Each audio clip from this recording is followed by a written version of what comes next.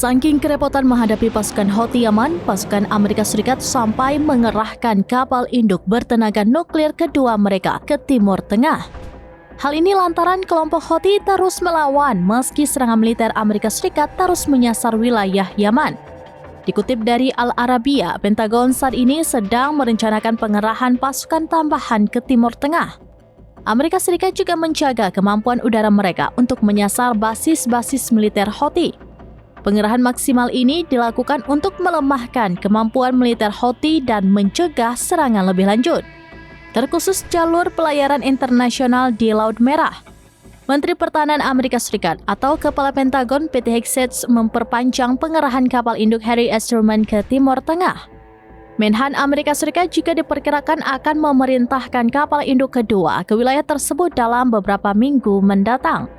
Amerika Serikat di bawah pemerintahan Donald Trump mengaku akan terus memperluas serangan militer mereka di wilayah Laut Merah, termasuk serangan terus-menerus demi bisa menghentikan pergerakan Houthi Yaman.